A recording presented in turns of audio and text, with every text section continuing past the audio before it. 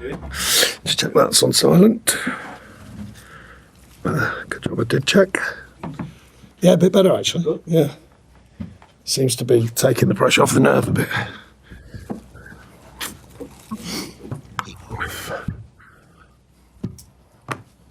Good afternoon, everyone. Welcome to our pre-match press conference to preview our game against Brentford. We'll start off with Vinny from Sky. Sure, we'll start with squad news. Brozier, any chance of being involved yet?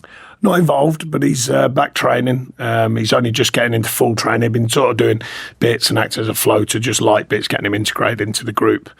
As much for his injury as well. But no, he's had a full week's training, but he doesn't need a games programme, obviously. So is there anything organised as regards behind closed doors? We're looking at the dates now because we wanted to ensure that he came through his first full kind of week. With obviously it was interrupted from the international as well. But no, he's done well with that. And he said he feels good and he's looking fit. So yeah, we'll introduce a games programme, as soon as the medical and the physical scientists, and myself all align. But it's very soon now, I think. Yeah, we kind of touched on it the other week as well, and maybe one player won't necessarily change everything in front of goal at the same time, can it?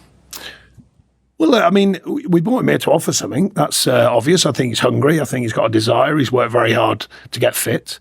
Youssef's making good progress as well. He's slightly behind, but he had his first full day with us actually today. And that's pleasing because he's worked very hard, very unfortunate injury.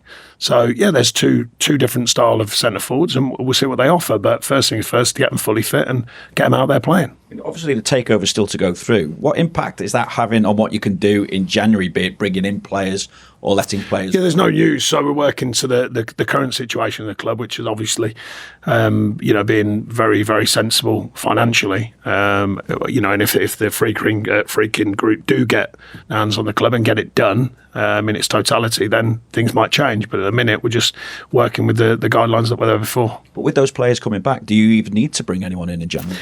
Well, the thing you've seen, when you carry a lighter squad, is if you get a few injuries, it dilutes very quickly. And I've spoken about it freely. On the one hand, some of the younger players get a feel of what it is quicker than maybe they were ready for in a way, but it enhances their development. On the other hand, you lose that depth and that competitive edge for the sheer challenge of numbers. So I think if the right players and the right finance are available, and I think you're always looking in the market. How are you with some of the other players as well, thinking Dwight McNeil, Jarrad Branthwaite? Dwight's come through it well, actually. Has a really good week training. Jarrad trained today after settling things down, so we'll see how he recovers. We'll see how he responds overnight, but we're hopeful on that and should be okay. Seamus, Jimmy and Tim still a little bit further away? Yeah, Seamus, he's on the grass, but he's with the medical side, so he's just taking the first steps back. Jimmy's had good news from the specialist, although it's still, because obviously he's been out a while now, so he's going to have to start the training period again, because it's a back and forth. I had a few myself. You have to be careful in the initial spell. And Tim's is similar but different. The stress response in his foot is clearing up, so he can start sort of semi-loading again now and making sure that he starts his progress back. Sean, how do you view the challenge now? Because you look at the stats at the minute, 8th in the form table for the last 7 games, 4 goals conceded in that time, which is the best in the league. Yet the positivity of a few weeks ago seems to have dipped somewhat. Well, it's hard to bring positivity here on a constant basis. The clouds have been hovering around the club for so long now that, we kind of get a respite and then it kind of people deem it something different. But in-house, I think the players have been very positive. The players go away on international, they come back. There's always that buoyancy about their teammates coming back into the group. So it's a nice sharp session today. They look full of energy. I personally felt it was a good performance down at West Ham. They've spent a lot of money. They're a good outfit, and we had a more dominant performance away from home, I would suggest. But you just got to keep going, and try and change that story. I've spoken many times. The feel in the camp's been good. The outside feel, as you suggest, it shifts constantly. And all we can do is work hard to get the right results to keep it going. I know the form table, of course, the stats, facts, the progression in the team, the adjustments and all of that. But, we have to focus inside and just hope that everyone else comes with us. But it's been a tough story to change it, as you rightly know. It's been since I got here and before that. I mean, way before that. It seems like the dark clouds are always around Everton somewhere, and we've been pushing them back, and then they come back and push them back again. our job at the moment is to build on that kind of form and turn it into winning form, and just continue with the consistency of not being beaten. And I think that's a valuable thing to have. How do you get the right mindset to push it back again? Because from the outside, people look at the league position, see 3 points off the drop zone. You're the one at the moment has to shoulder the pressure and the responsibility once again as well, and scrutiny, I suppose, more than most. Well, that's standard, for Everton life as a manager. It has been for many years. So I'm no different. So I've, it's not an enjoyable thing, by the way, but you want it to be happy times, of course. But it's part of my role and many other managers before me. On the players' side of things, I think they've been very resilient through my time here. There are a lot of questions asked of all of us, and obviously the points and all the rest of it. I couldn't be more proud of the players, to be honest. And the new additions are learning; they're getting stronger, I believe, and learning about the Premier League. And we're trying to constantly regroup and reform a group that can be successful on a more consistent basis. And I think there's been signs of that this season. We've got to continue, got to continue stepping forward. And I think the players are willing to do that, and I'm certainly willing to do that. Won 3 of the last 4 against Brentford, and the last 2 at home against them seemed to be important points in the season. They were around about March, April. It seemed a big part of what happened ultimately in the end of those campaigns. Is this potentially as big a moment? Because again, we're talking about outside. Every moment's a big moment ever. And how many times you've asked me a similar but different question? Every game is vital, Everton. Every game's vital to the fans. It's vital to me. It's vital to the players. It's got that feel about Everton. Every game's a massive game. And it's another massive game for us, and we've got to take on a side that, they do have ups and downs, but they're a good side. And, I've a massive respect for the manager. Thank you. Thanks, Vinny. Hi, Sean. Just back on Jarrad Branthwaite, Everton's win percentage is almost double with him in the squad than without him. From your perspective, what is it that he as an individual adds to the side when he's in it that maybe the other options don't quite have? Well, the obvious one is balance. He's left-sided centre-half, and there's not many around. Certainly not many of the standard that he is. And that's the most obvious outstanding quality. There's many others, of course. His size, his physicality, of course. But it's nice to get left and right sort of so balanced. And I think that's a helpful factor, not just him, but to the whole group. If we have that balance, I think it's a helpful thing. I don't think the stats are just down to him, by the way, but I think he's proved to be an important part of that down my time here. Brentford's without an away win this season, still 11th in the table. What do you expect from them? They have had, in those games where they haven't won on the road, there have been by tight margins. Yeah, I know Thomas quite well, and I know about Benham a little bit, and they work on their margins of like you've got to progress in so many ways and certain areas to hit and certain markers to get a performance that can win, and obviously you want to do it right at the back, and that's always the challenge, is finding the right side of it. And they've had kind of them ding dong games of score lines, but over the last few years they keep coming out on top of it, as they keep getting on the right side of the margins. And I think they've got some very good players, and they've got a very good manager. I like him personally, but I also respect him. I think he's done a brilliant job there, and I think the club have, and staying calm to what they believe in, the owner as well, and just sticking to their principles, and they keep going and keep adding and keep going. And I like what they do there, and I like the manager a lot. You've answered it slightly already, but it's such a tough run of games after this through December.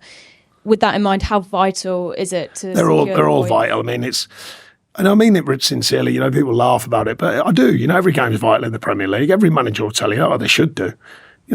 Pep will be looking for his next one after the run they've had. Every game's vital. They're looking, going, everything matters. Everything is another step. If you can get it right. So it's another one of them for us. We've had lots since I've been here, massive games. For the wrong reasons in a way. For when you're down there and you're fighting and you're having to get things done. So I think we've had massive games many times, and this is another one for different reasons. But it's we want the mentality for us to stay like that. Actually. I say to them, every game should be a big game, should feel it's a big game. Some slightly bigger than others, of course. The derby and things like that, last game of the season against Bournemouth, of course, they're huge games. But at the end of the day, it should feel like that for every game. And that's the mentality we've been trying to grow in the group. And I think ours grown. And now it's the consistency to follow it through and keep on the run that we're on, turn some of the draws into wins. Thanks, Alan. We'll go to Julia. Hi, Sean. Hi. Excuse me. Before the break, then, the West Ham results. I was looking at the stats online. 18 shots and 4 were on target. I know we've spoken before about how you get those converted. The shots are happening, the 4 on target.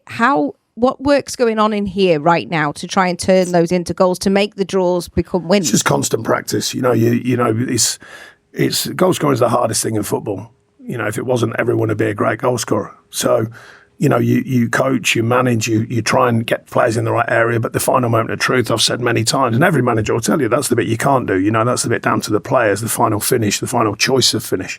Getting them into the key areas, creating the stats or the right stats, the positive stats, that's part of what we do. The bit when they're actually out there, then that's when we entrust the players to find them final killer moments.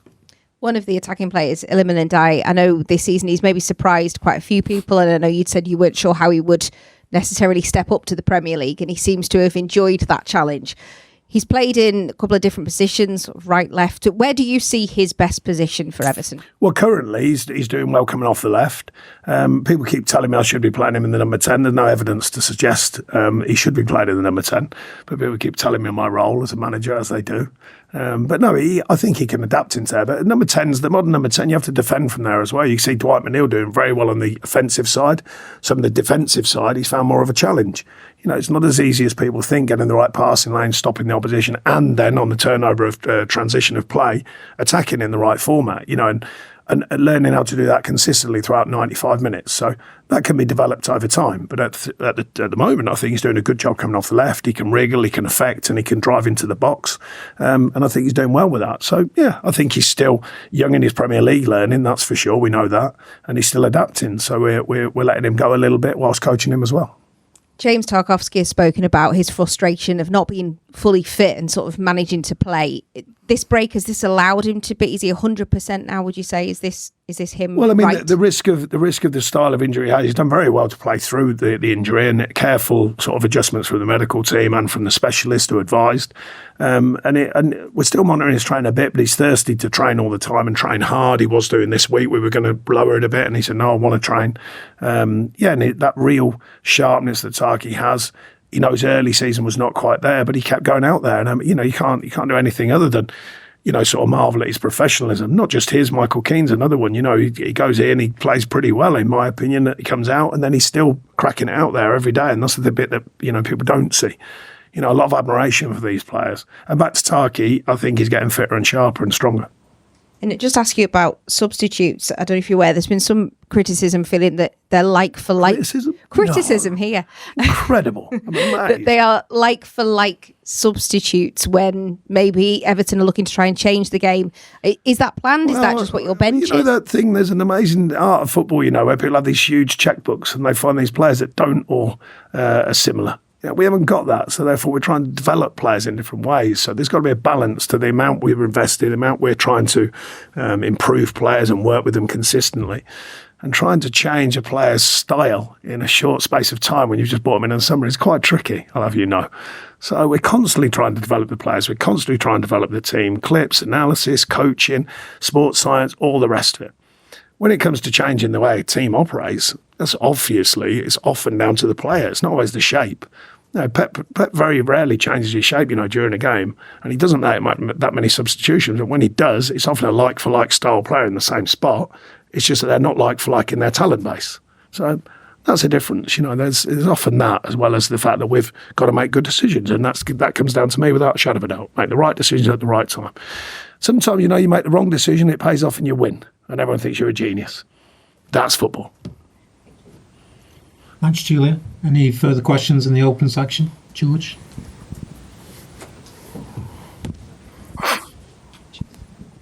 Hi, Sean. Just wanted to ask about Beto and kind of what does he really have to do to start? I mean, we do a lot of fan polls, and weeks now have been telling us that they believe that he deserves to start. Oh, I definitely start him then. That's it. Obviously, you don't bow to fan pressure, but... No, it's not about bowing. It's just that, I see these players every single day, side of my staff. We have a process. We work through it. We involve the players sometimes in that process.